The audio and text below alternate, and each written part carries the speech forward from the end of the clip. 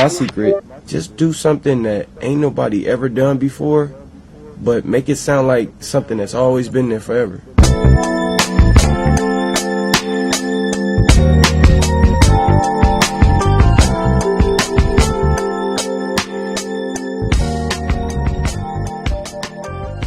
Welcome to This Filipino American Life, a podcast that explores the nuanced experiences of Filipinos in the United States. At Iba Pa, my name is Elaine and I'm joined by my fellow host, Mike. Producer Mike. And it's just the two of us because we are talking about Comic-Con, which we were at a couple weeks ago. Yeah, 2 weeks ago, I think, from the date of this recording. Yep, and so we had the chance to attend Comic-Con and be a part of a panel called Filipinx Voices in Podcasting.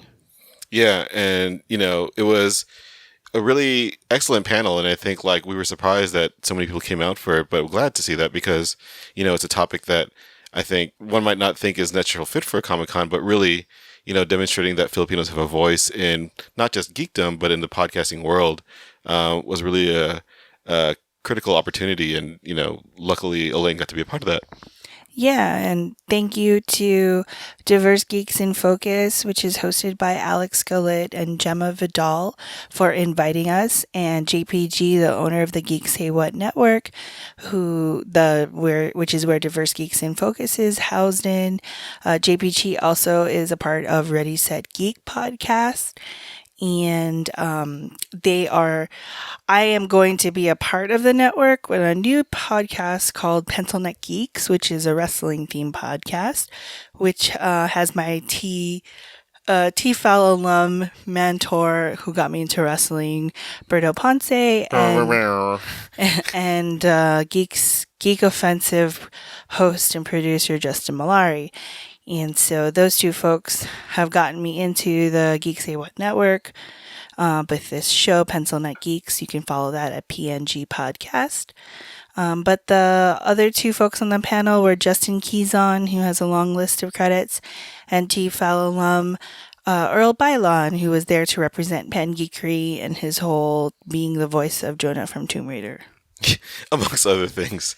But also just being, the homie and the friend. Correct. And so this panel was recorded at Comic-Con. So, Mike, do you have anything to say about the sound? Yeah, so it was a live recording, and so it was using, room mics in an auditorium, and so it sounds a little bit different from our usual episodes, but hopefully that doesn't detract from the great conversations that were had within. So bear with us. It is a live recording, but, definitely a great panel overall.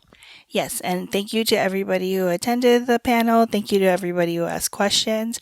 And we may have some sticker packs that we had exclusive at Comic-Con.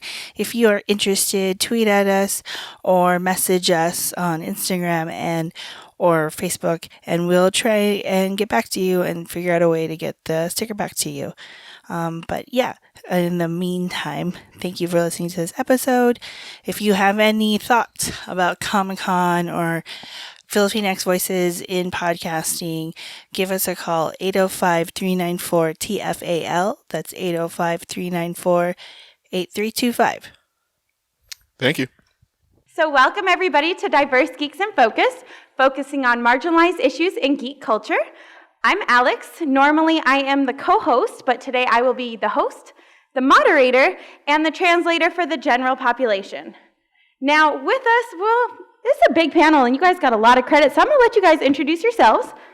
But since we kind of do this where we want to tell our stories to the audience, since that's really what Diverse Geeks in Focus focuses on is, putting your lens and sharing your story.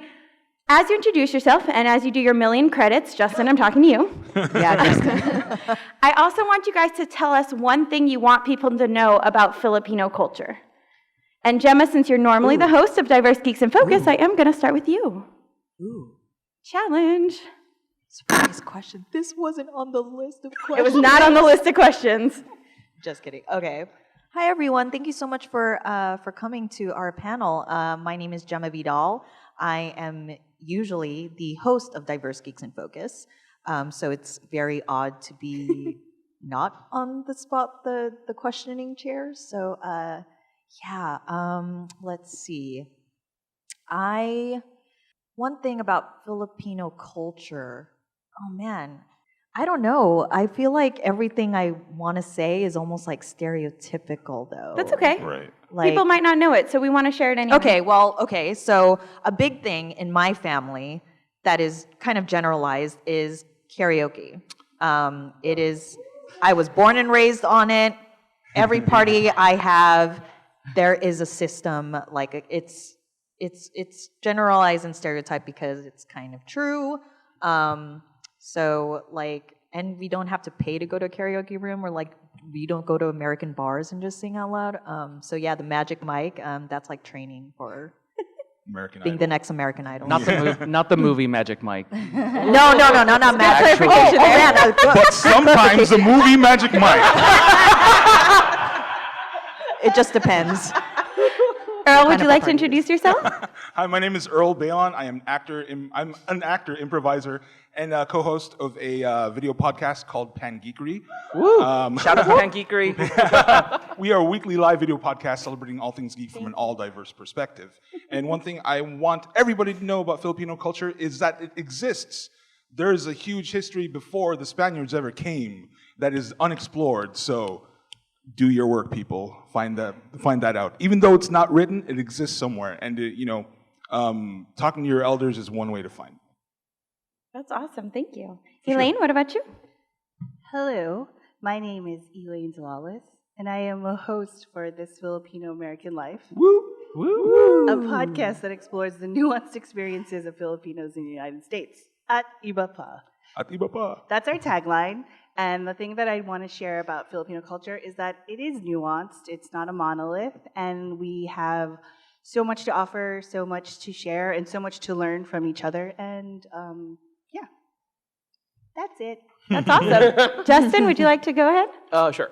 My name is Justin Keyson. Can we time this? What's up? Can we time his? I know. Yes. Can somebody count how many things he has to list here? You guys make it seem like I have a giant laundry list. Let me pull that real quick. Now, hi, my name is Justin Keyson, and I'm the co-host of Nothing New, a remake podcast, Go Go Godzilla, and also one of the hosts on that hashtag show, and I do interviews on Screen Rant. See, And, long list. It's not that long. And what would you like people to know about Filipino culture? I think one of the things interesting about Filipino culture is we tend to be kind of adaptable, and allows us to kind of mean, to me that means that like, we are very open to other people, other cultures, and that's kind of a unique thing about what we are, that we feel like, I like the idea that like we're a culture that is very open to everyone else, and that's, like one of the things I keep hearing is like, oh, the Filipinos are so nice. You guys are, just kind of like, like warm, and I'm proud of that. I do like that about us. We'll just talk crap about you behind your back. And that's the other thing we do very well. Just keep it between the family. Yeah. That's it, JPG? So I'm JPG. That actually stands for Jason Patrick Galit. So I'm for real Filipino, I promise you guys. But I am the owner of the Geek Say What Network. It is a podcast network based out of Orange County that focuses on introduction, entertainment value, and inclusivity. And I am. All right, what do we want to know? What do you want people to know about Filipino culture? Filipino culture, I personally think we're very much stuck in between two worlds constantly, right? With if I have any like uncles or aunties or cousins in the audience right now, but it's the whole feeling that we're not Asian enough for Asian people, but we're not island enough for islanders, and we're constantly caught in the middle of that. I think has really shaped the idea of what a Filipino or a Filipino American is. Thank you for sharing that. Now, if you guys look on the program, it doesn't say Filipino Voices in Podcasting. It says Filipinx Voices in Podcasting. So I'm going to throw this over to Gemma and have Gemma explain why we put that in the title. Okay, so for those of you who've just met me or hey, we're strangers, I am non-binary. My pronouns are they, them. And so when I describe myself as Filipino, I replace the O with the X in order to, generally the term Filipinx is used by Filipino people to create space for genderqueer, for people in the genderqueer community, such as myself. Now, the term Filipinx is also, like, as a disclaimer, this is coming from my experience as a Filipino person in the diaspora of being an American. This does not, I guess, as Earl said earlier, the Philippines has a very vast history, and the term is not, I understand and accept that it should not be a catch-all phrase, so just as a disclaimer, this is how I find space for myself. And that's really important, especially on our show. We try to make sure that everybody is comfortable, everybody is open. So I kind of like this too, because the way it was explained to me is that Filipino is a male, has a very male pronoun to it, and this covers not just LGBT, but female as well. So it kind of includes everybody, which I think is great. So thank you for sharing that, because I'd never heard of it before until Gemma explained it to me. Now, there's something else that's in the program that you guys will see, and that's diaspora, and you also just heard Gemma use it right now. So I'm going to throw this over to JPG and have him explain how it's experienced by native and overseas Filipinos. So the diaspora, this is a term that originated from Jews being expelled from their land, right? So you usually use the term diaspora for that. But when we refer to the Filipinx diaspora, it's about us specifically moving to different places, especially America, right? We're dispersed from our homeland to here. And what the diaspora carries is how do you adapt what we've taken culturally from the Philippines here to America, and how do we make that mix, right? It's once again, we're kind of stuck between those two worlds. Is there anybody else who wanted to add anything to that before we move on to our questions? I would just like to say, like, the diaspora can be applied to any immigrant community as long as you've, like, moved from another country to somewhere else. And so when I think of the Filipinx diaspora, it's more than just coming to America, but it's also going to places like Dubai or London or Australia. Like, Filipinos are everywhere. We're very transnational. Filipinos, the largest export of the country is its people, and we're representation of it here. And so the diaspora stems from that. I appreciate that. Now, I'm going to ask you guys questions here, but I want it to be very well known that if somebody else has an answer they would like to share as well, don't be afraid to kind of raise your hand, nod at me, because everybody wants to hear your guys' experiences. I don't want anybody to feel like they can't share.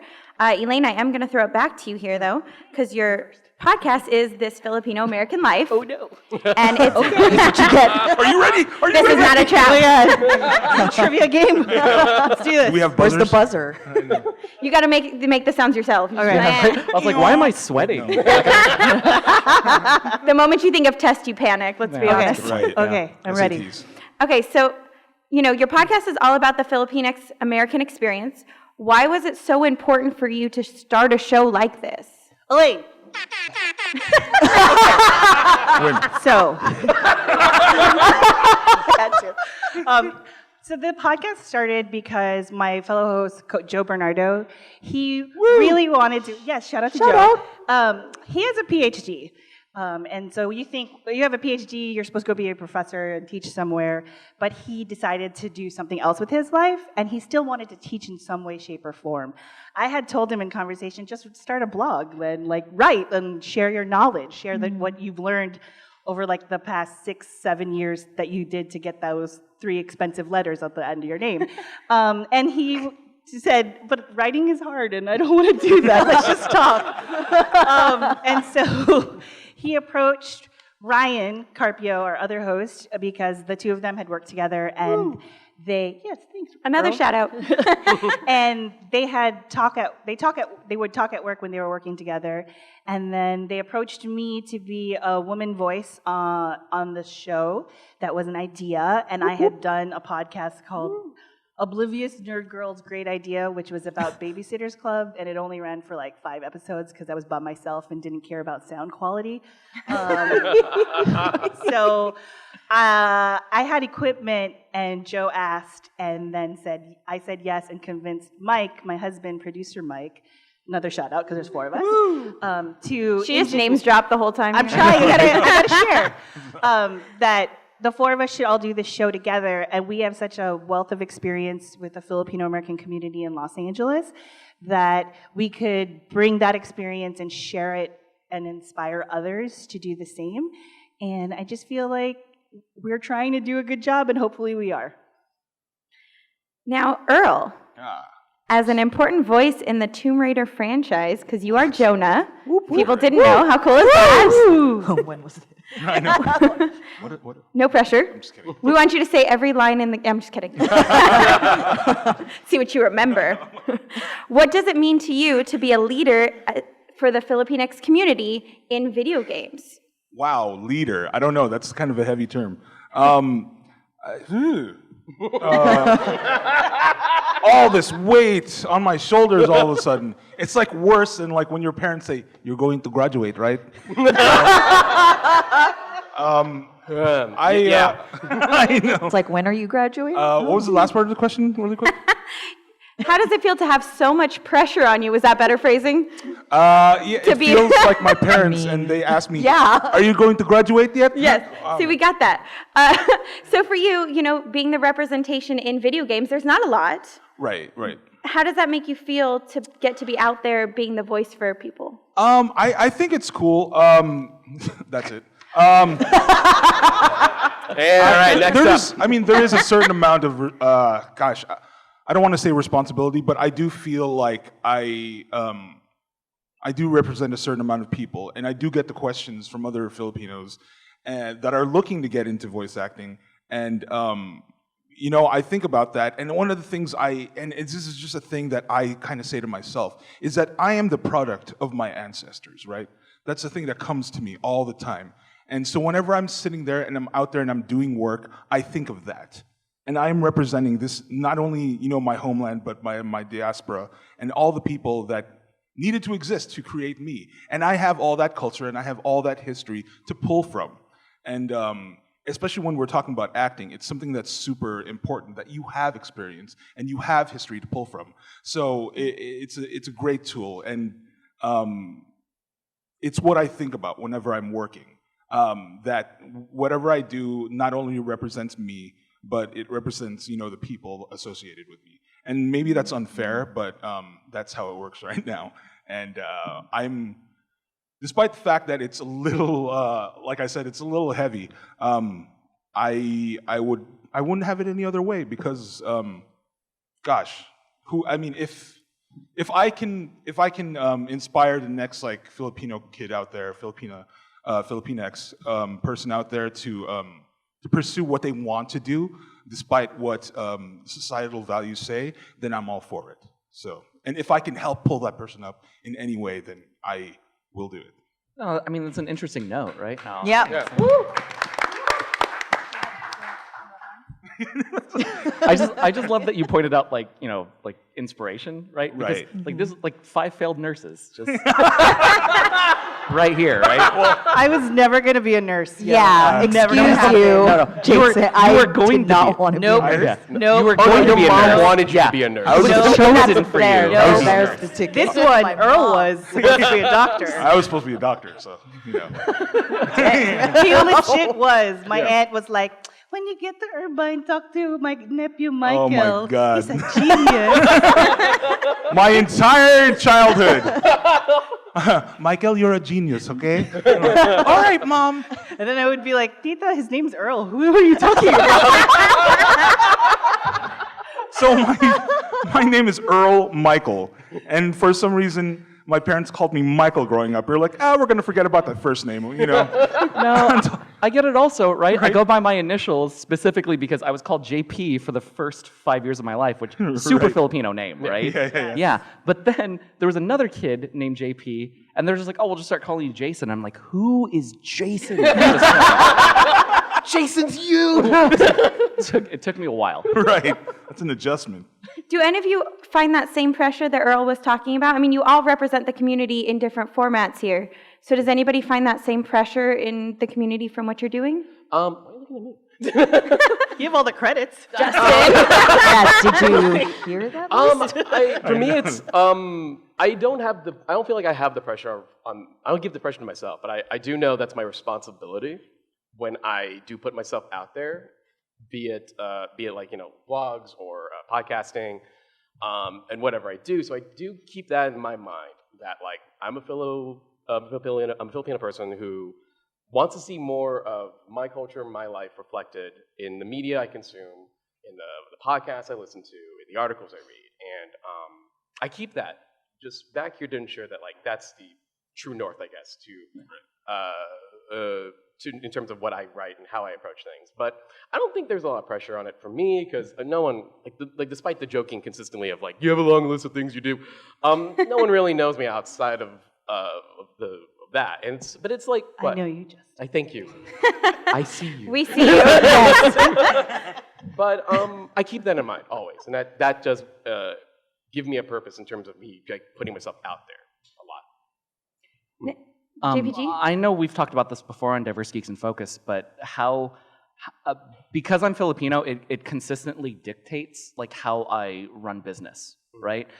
For example, when we started the Geeks I Went Network, there were 3 founders. There was myself, there was Alix, and there was Cole in the audience as well. Shout out. And, Cole is a 6'4", very handsome white man.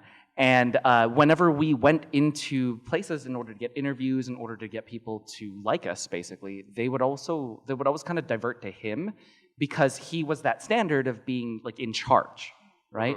So Alix and I kind of sat down in order to figure this out.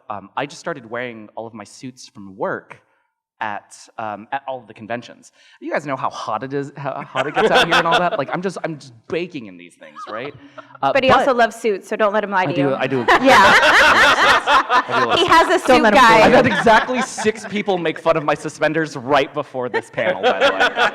But yeah, They're wrong, by the way. I think they're stylish. I like All them. Go ahead, keep going. But being in that position, right, where I had to specifically brand myself, or like, oh, that's the nicely dressed Filipino kid, right? Like that, it created a brand for me, and to be quite honest, it got me noticed by more and more outlets and more people. So yeah, no, that has completely dictated how I do business with people. But you look great. Thank you. Yeah, got you. She has to say that she's my wife. That's true. Well, I don't have to say it. JPG, you look great. Thank you. See, Earl meant that, Alex. I'm just going to move on to Justin. I'm done talking to you then. Wow. Now, Justin, I'm going to kind of humble brag here for you. But in case you guys didn't know, one of his quotes was actually prominently featured on the box of Adam, I want to say this right, Art of Adam McKay's Vice with Christian Bale. Yeah. You have a direct quote from Justin on that DVD We box. made it. We made it. Thank you. Because everybody knows when one Filipino makes it, we all all do. It's like a quote. We did it. It's so true. Tell your Cheryl parents. Burke, world famous. Yeah.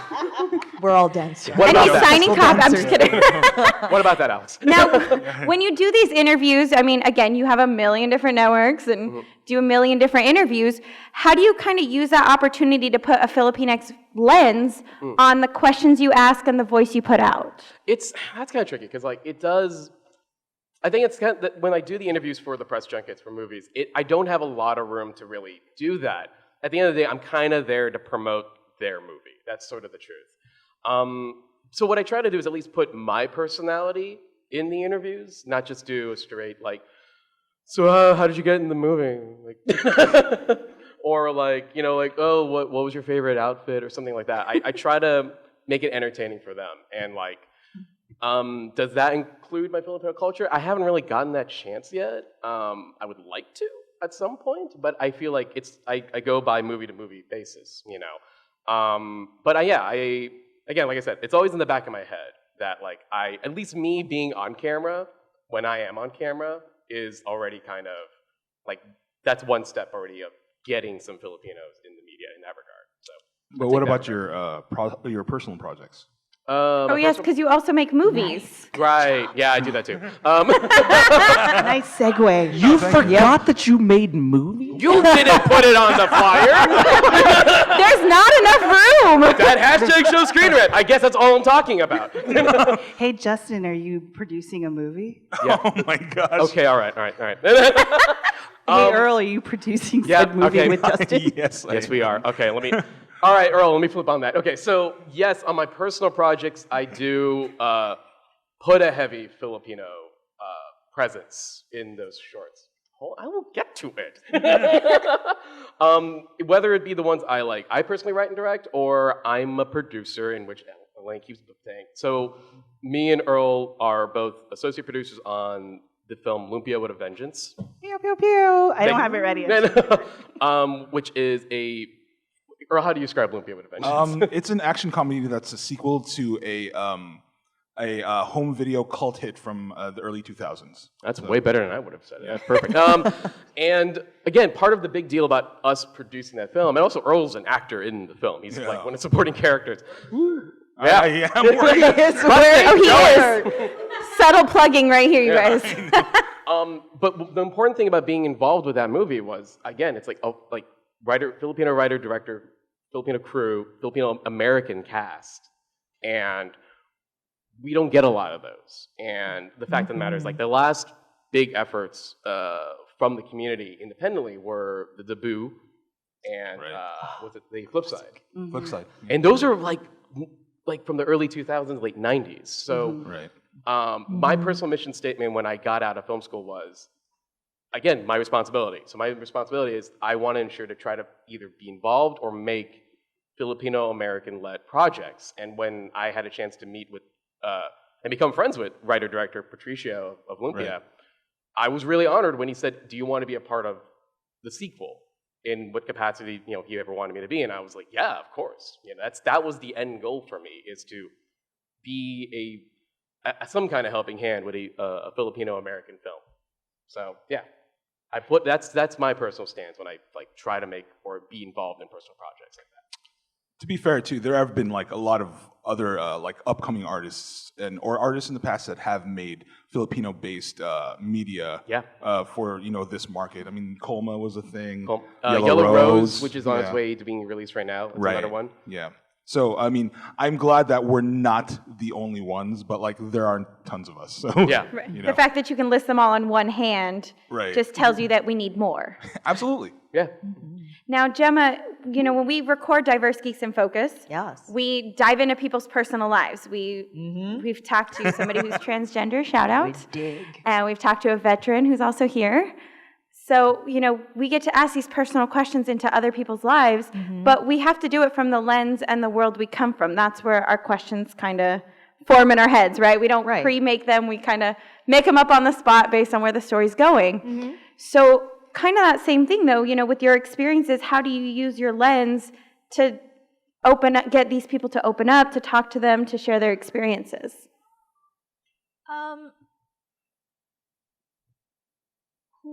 I know, I threw you all the hard ones today. Is this like a get back? Yeah, it was just like a revenge. Is this your revenge? Is this is my chance as co-host to. I mean, I think we've had almost everybody that's on this panel on our show except for Earl. Earl, you gotta get together. No, Earl's been on. Oh, is yours released already? He's like episode 2. Oh, that was a long time ago. So then everybody's been on. I remember you. Just means it was too long ago and he has to come back. I see you. I didn't forget you. We see you. Can you repeat the question out? How do you use your lens to kind of pull other people's experiences out?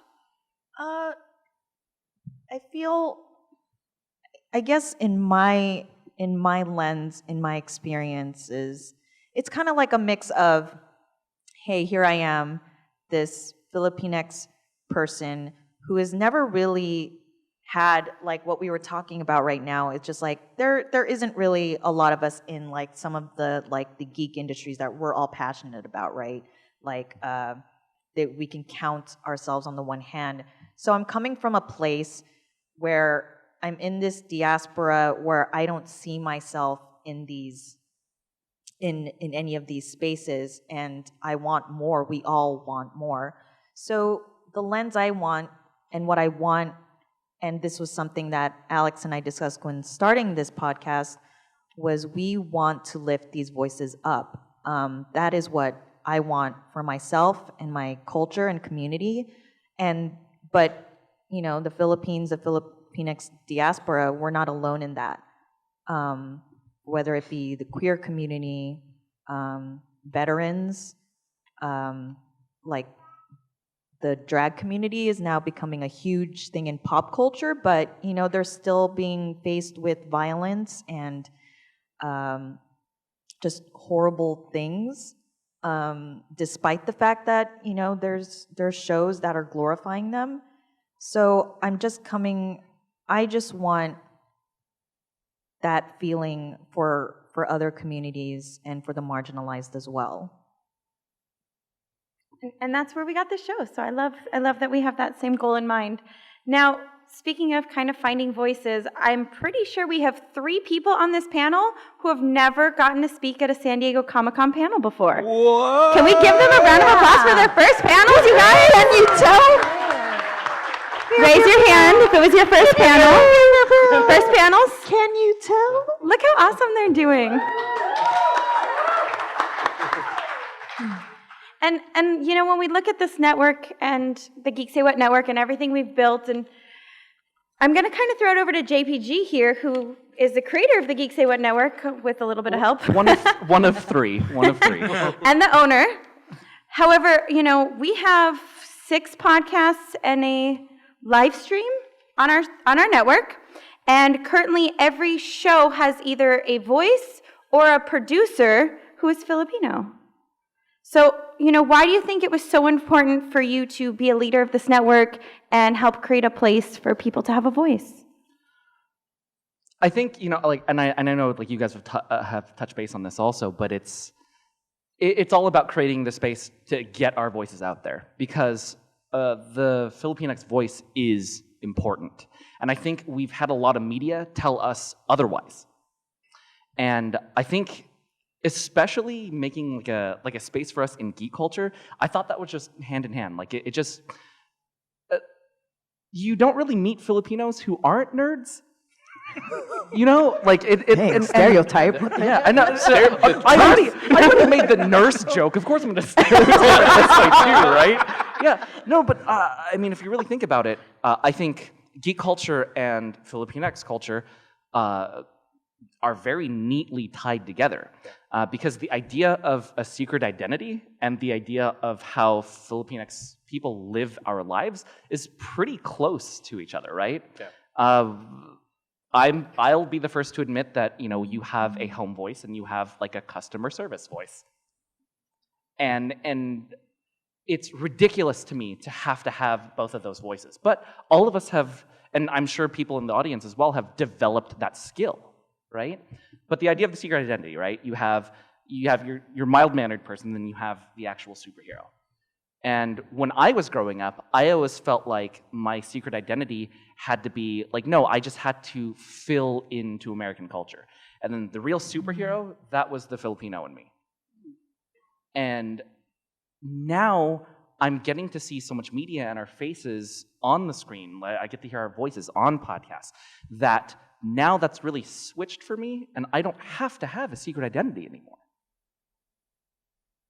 Oh, that was dead quiet. I'm sorry. I thought there was going to be more. I'm not going to lie. I was invested and ready for the next. Yeah, it was sinking in. I was this got deep. To tag on that though, I think most children of immigrants, we have a secret identity, yes. Yeah. And our superpower is that as children of immigrants, we've had to learn to code switch into mainstream culture from an early age.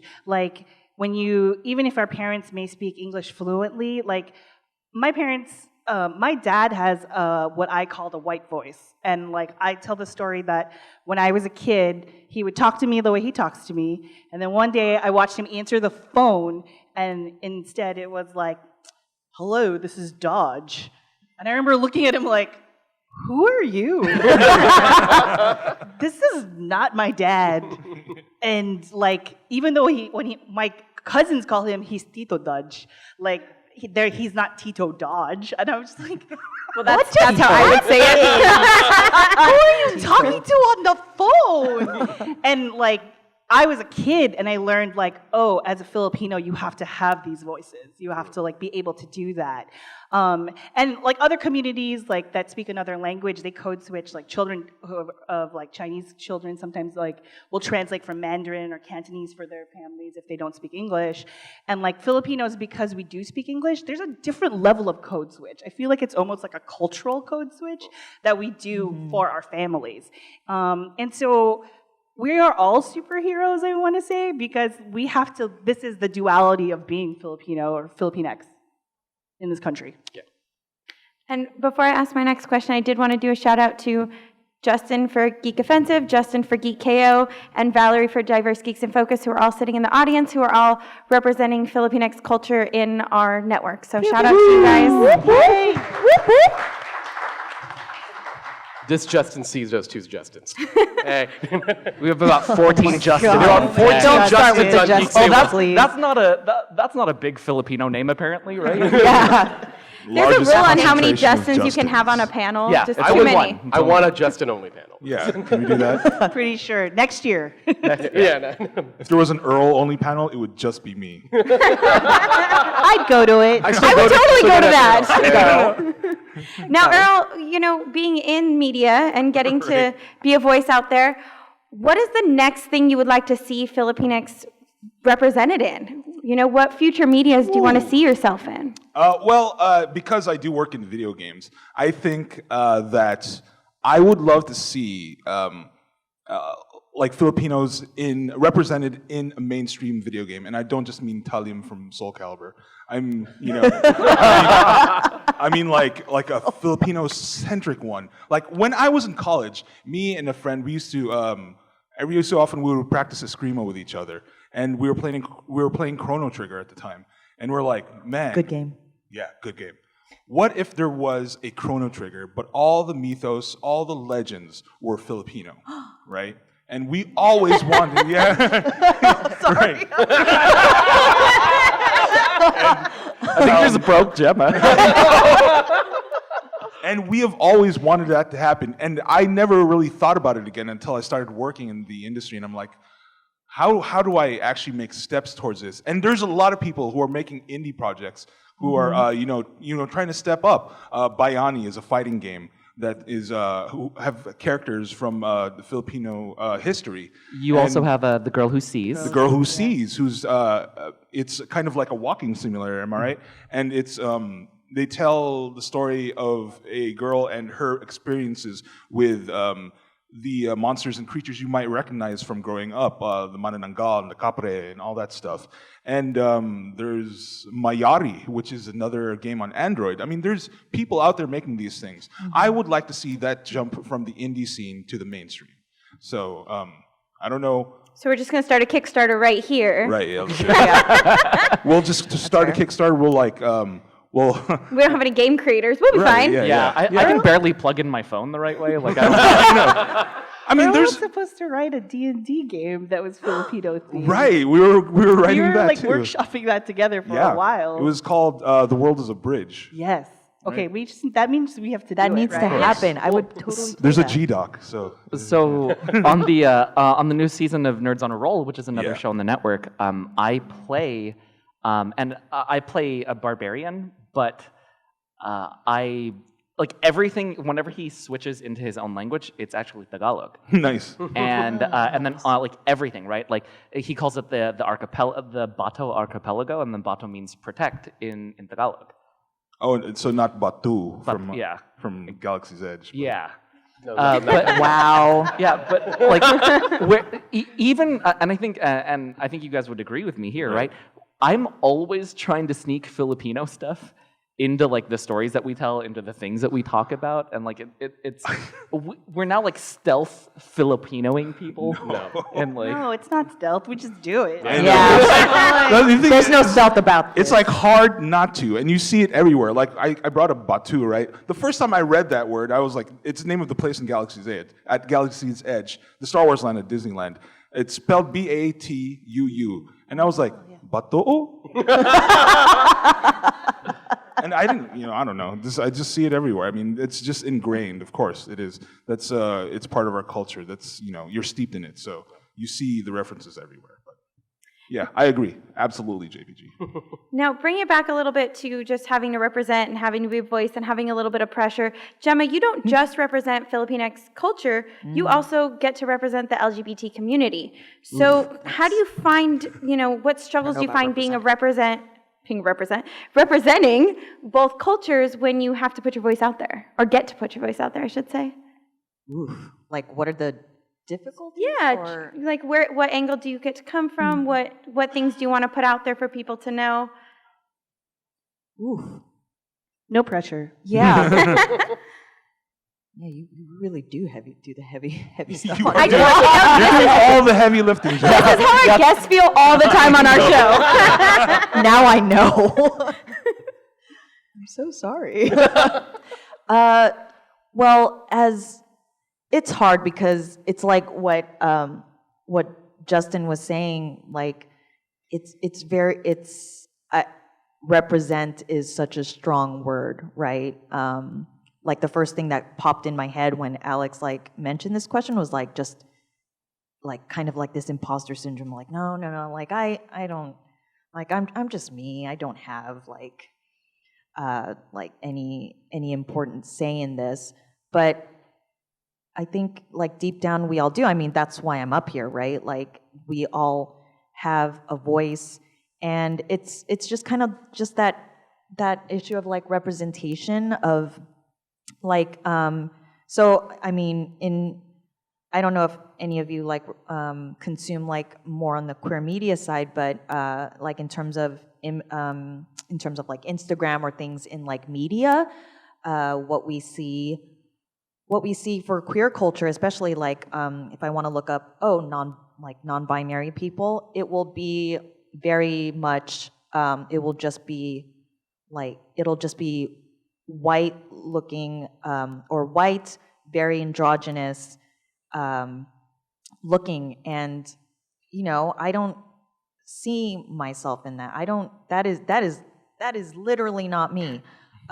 So I want to show, or I just come through that when I introduce myself, or especially and promote this podcast. It's hey, this is my culture. This is where I'm coming from. I'm Filipino, but I am actually more than that. I'm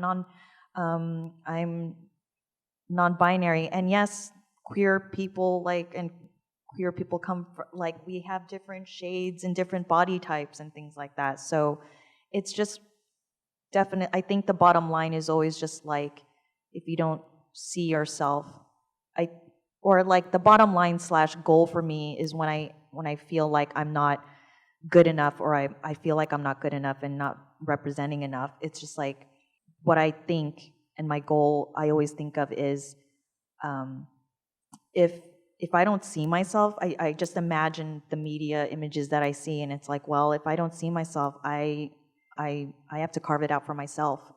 And all of you have, and I think that's really incredible. I just have to say that, because it's a fight. You have to do work. So y'all are JPG? breathtaking. You're breathtaking. You're breathtaking. You're breathtaking.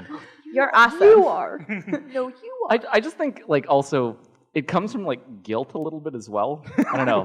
Are you guys familiar with Filipino guilt? Do you guys get that from your moms? Is it similar to Jewish guilt? Because I'm really familiar with similar. that. It's very close. It's absolutely similar. Is it? I mean, Catholic guilt, Jewish guilt, guilt, all yeah, going to be same guilt. thing. So Gemma has a much huge point guilt. about it, right? We come from a country that is super conservatively Catholic, but then also really cool with the LGBTQ community. Yeah. They'll a lot still more make accepting. laws that screw But them. it's you know? cool It's on the superficial level. yeah, absolutely. Yeah, You yeah. can be gay, you can be queer, Right, but I don't want to see that you have a relationship or have Right, a Right, variety, right. in Yeah. variety shows when I was, still living with my parents, and they were watching the teleseries and the variety shows, right? I don't know if they would be identify as trans, but they're definitely cross-dressing or possibly gay, and they act out the stereotypical of what a gay person is. They're very flamboyant and hand waving and dramatic, dramatic, and so You can say it like that. yeah, So it's it's totally fine to say it that way. But yeah, it's like what Elaine was saying. It's see us, like we have gays in our teleseries, we have gays in our shows. But like once if a child will come to the parent and go, "You're gay," like it's another story. I was also gonna say too, that's why I get kind of mad at like the whole mainstream drag culture thing right now, because we've been doing it, right? Like we've had that out there already, and at times we've definitely failed that culture. And we are gorgeous too. Do you see, I know, like, right? We're Just I'm like, oh just man, Yeah. totally winning. Well, actually, no. Like, and to kind of steep into a little bit my family's history. If you don't know this, You're gonna say it? I'm gonna You're say it. Oh, It's actually Whoever says this. What is it? I want to chill out. My uncle is a famous, who sadly passed away in 2012. My uncle was a famous, huge comedian in the Philippines named Dolphy. What? And, I so if didn't you're a know Filipino this. out there and you saw that last name, that's right. But I do recall, like, when he was becoming huge, his most famous roles were of gay characters or drag queens. That's what he became very famous for. And so you're right, like that was in like the 60s or the 70s and the 80s. He was really known for those kind of roles as well. And they're always comedic. It's like Yeah. you don't like see it in a drama. No, Right. No, it's always in the comedy. Yeah, he was literally titled the King of Comedy in the Philippines, Yeah. and all those roles were in big comedy films. Yeah. Exactly. Yeah. So yeah, you're right. No, there was a jump ahead in that regard in the Philippines for sure. Now, there is a big thing that's coming out, which is Marvel has Wave. Yeah. Which is going to be a Filipino character. I'm so And My mom had me buy 10 copies. Wow. Like, I'm not even joking. As if it's almost like you made the comic. We all made it. We all made it. Remember this. She's we like, all honey, made sign this, right? I'm like, Mom, I don't know. Has nothing to do. Sure. JPG, are you selling signed copies of Is yours a big pack? by What's yourself? going on? now we also see Filipino actors in Superstore. We have them in Crazy Rich Asians. Yes. So my question for you guys is, with all this happening, are there stereotypes that you really want to see come out, or stereotypes you're really afraid that they're going to misrepresent or put out there, for the culture? I used to make a joke like 10, 12 years ago that like people were like, oh, what's like we don't have a stereotype because no one knows what our stereotype is, short of us. And so I mean, stereotypes are like a good or bad thing to a certain degree, but like at the same time, there is something kind of like identifiable when you see something like very broadly Filipino in a mainstream thing that I'm like, oh, cool, I recognize that. Like The Good Place has like, Jason Mendoza. Right. I And, love like, him. And like, who doesn't, and like, but then like every time we see his home back at Tampa, right? He lives in Tampa, and we see his like friends and his roommates. It's antithetical to what you would think of a Filipino. Absolutely, yeah, for sure. Because he's like a stoner I've met those guys. dance guy. But then on the other side of that, right, we have Nico Santos in Superstore, which they just did a huge immigration storyline. Right. Yeah, because he was Right. undocumented and queer. Yeah. Yeah. I mean, I don't want to see stereotypes in general because that seems like a bad Yeah. depiction of any culture. Right. But like, if I'm watching a hospital drama and there's no Filipino nurse, I'm going to complain. I'm so mad. Praise anatomy. All the That time. makes sense. Like, But ER did not have one Filipino. No. I did not. No, and in What Chicago, about Hope, Grey's? Grey's Lies. is not one. New It's not a true Amsterdam? hospital. Like Bumblebee, like okay, I mean the movie Bumblebee, like Haley Stanford, like Yeah. like she's like what? She's half Stanfield. Filipino, right? Half or a quarter, I Half can't or a remember. quarter, and like Right. her Well, mom, It still counts. percent It you're still counts. We got one. Filipino. but We her get it. but her mom is like a nurse, and I'm sitting going like, hello. Yes, thank you. Cast a Filipino for I her mean, mom. that's what I would Pat want. had one, right?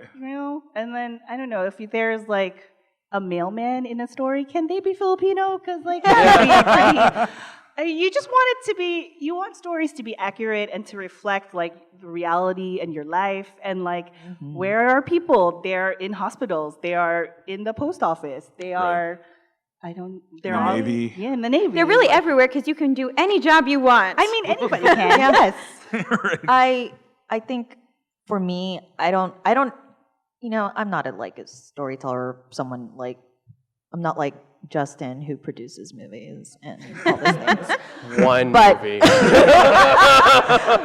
I would love to see a scene where it's like a Filipino person and somehow like integrate like they're in a big group and it's like their family, and I don't know what they're doing, but like bickering or just hanging out somewhere in the mall, because that is what my family does. And I have such a big family, and family is such a huge part of my life. Can we workshop that? What's happening in the mall? So We'll workshop that another time. So we gotta do audience questions. but yeah, like just something that is part of that I see in my life, that I experience, and I know for a fact that Filipinos in family, So like That's our Crazy blood. Ex-Girlfriend. Yeah. Because like there was a Which Filipino family. Jewish girl, Filipino guy. Yeah. It's like a mental high five. You two That did. was- That's what happens when you're married. You do mental- Yeah.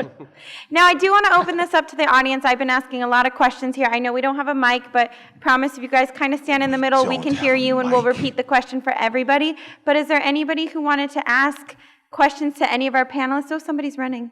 Oh, we have a mic. If you Oh my gosh, you guys, give him a round of applause. if you do ask a question, I might have a surprise for you afterwards. So. Yeah. Oh. Surprise Come on up to the question. mic if you have a question. Don't be shy. Please Come ask see a me afterwards question. after Don't all sing a of this. karaoke song. This is not Hello, What's up? This is not. Hello. That is not a magic. First of all, what's your name? my name's Richard. Hi, Richard. Hi, Richard. I listen a lot to TFAL, so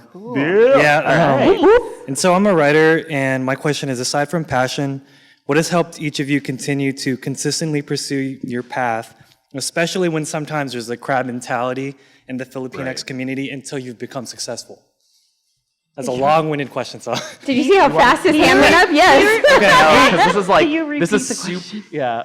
Yeah. Can you repeat the question one more time? Yeah. So aside from passion, what has helped each of you continue to consistently pursue your path, especially when there's like crab mentality in the Filipinx community until you become successful? We got it. We got it. Go, go, go. This is going to be super like anti-Filipino, and I'm really sorry for saying this. Oh my Weird God. place to put it. But be on time to stuff and make a schedule. Like so, and I say that as a joke, but also like this is really. For me personally, I think it's the one compliment that I get from a lot of our industry friends and a lot of the industry vets that we work with, is that I'm like too organized, and then because of that stereotype that we have, like, and other people know that stereotype too that aren't Filipino, like just making sure that like I seem on top of it and I show up early to things, are like, oh, really? And like they're so like culturally surprised. It's the weirdest thing. But making a schedule will keep you consistent, especially if you're writing. Also, you guys should see his emails. They are ridiculous. They're good. I appreciate them. love the formatting. I like dude. the detail. It's awesome. Yeah, I just got a huge groan from like the writer. I also want to add that as being a creative, it's super important that you find quote unquote your tribe. Like you have to find people that you want to work with that will not only keep you accountable but push you to become better. Like if I'm talking about just like a film, like me and Justin have been working together for like 10 years, and you know. I just realized that. Yeah. And we're always critiquing each other's work, and I mean, I know that if I ever have anything creative to write, I can always throw it his way, and he'll give me like straight answers. So if you find those people, if you want to talk to us, I mean, like, come on, we're right here. Right? If you don't grab our business cards after this, we're real mad at you. And then to address the crab mentality part, I mean, that's something that you'll have to deal with no matter what. And it's very much like, as much as I want to be like, I'm from the San Fernando Valley, and like I have this thing where I say I get really 818 about things, which means I turn into a major a-hole. And so, and that's just very truthful, but I try not to be a major a-hole when it comes to being with Filipinos, and like when I like to personally share everyone's story and like all the events that folks do, because like at the end of the day, I want them to see our community be out there. I want people to have events and attend events. we've all worked on things where like only 5 people have shown up in the room. Yep. And it's hard, but you still do it. And then, you do it for the love of the community, for the love of what you're doing. You don't do it for the accolades. And so, like, I would say keep pushing through and keep doing it for you. Yeah. Like ignore the crab mentality that may happen, the criticism that might happen. But like, take some notes and then push forward. Like, listen to what people are saying, and then nod your head yes, and then do whatever it is you're gonna do anyway. It is your project. Thank you for your input. Next. Yeah. And like just to tack on to what Elaine just said, like I always like if you like kind of like I kind of paraphrase a little bit to Ira Glass, the host of like This American Life, and he kind of said like once like if you, We're totally separate, by the way. I have no idea what you're talking about. What are you talking about? I don't know what you're talking about. What? Anyway, that like trust your taste, and if you see a void of something creative that you don't see and you want to really see it, fill it. And that's been like one of my biggest motivations is like I know what I love, but there's like a hole that like there's a thing that I specifically want and it's not there. Yes. So I have to make it. So always like kind of if that helps a bit to keep going forward, it's like, well, I want to do this thing and you have all these other things that get in your head. Try to remember that. It's like, no, it's not there yet. I want to make that there. So just keep that in mind.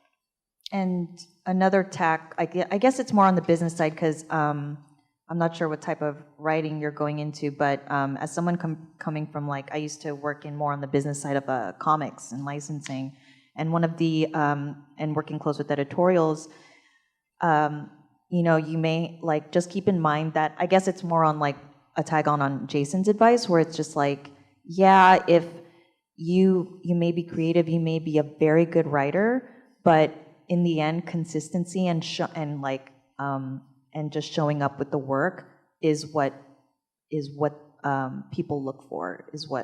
So regardless, like so at the very least, while you're doing your writing, like the work ethic has to be up there as well. Like something to very much consider and try to hone very well. And luckily, that's a huge stereotype for Filipino people. We are hardworking.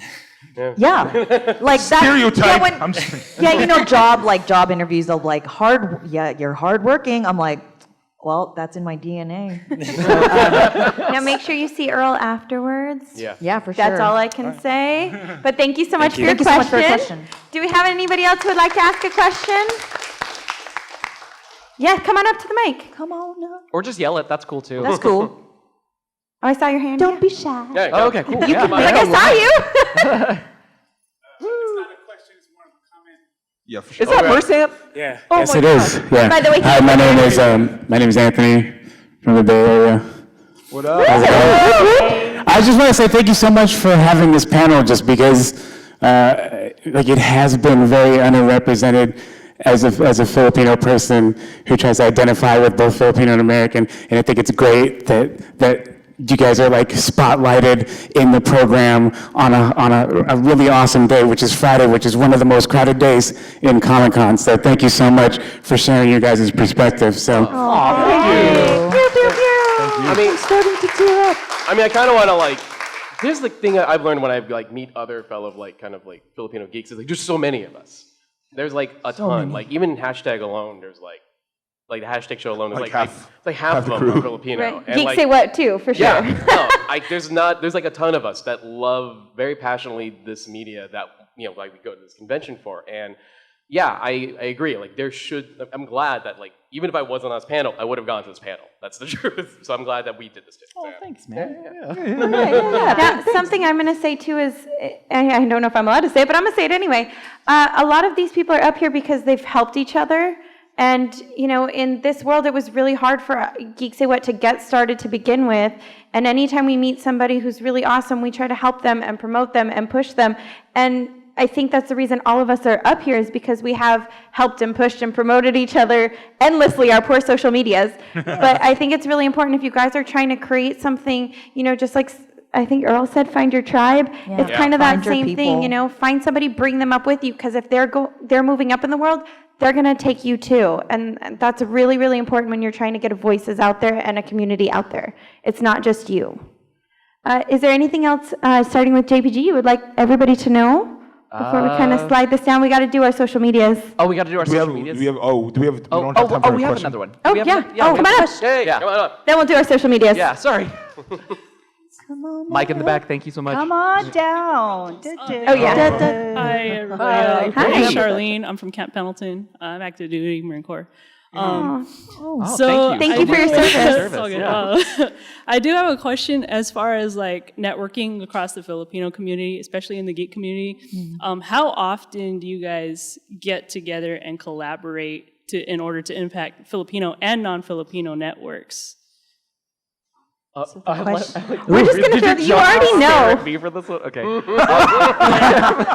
Take it away. I plan my day to the hour, and at least a couple of those hours is collaborating with Filipinos and non-Filipinos every day. I've worked on almost every one of everybody's projects on here as well. Collaboration is the only way that we're going to get noticed, because you're going to start with like 1 or 2 or 3 people helping you out, and then those people's networks will start connecting with you as well. I mean, thank you. I feel like I planted you in the audience. Because Pay $20 after the show. we actually have a mixer right after this for content creators to meet. Opportunity.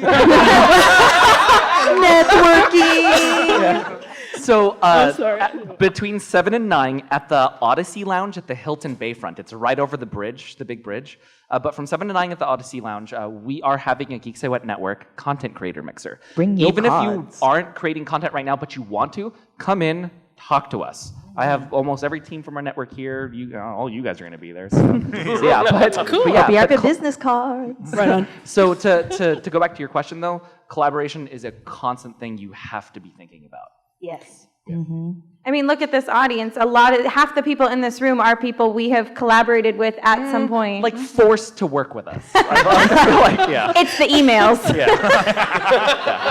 A lot of guilt. I don't know. The Don't be emails are afraid that to good. ask. They're I think that that's good. the important thing. Don't be afraid to reach out to somebody. The worst they can say is no. But if they say yes, you just took a step forward. Right. And I think that's huge when we try to do stuff. I think don't be afraid to cold email or DM someone, because I think there's a lot of fear in just saying hello and saying I'm a big fan. Yeah. And I'm the biggest nerd, and I will do that to random people on Instagram.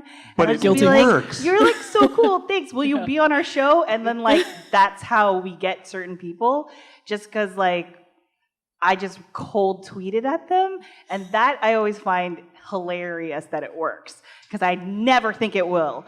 But these people, we all work together, and I am so excited to move forward and work with them more.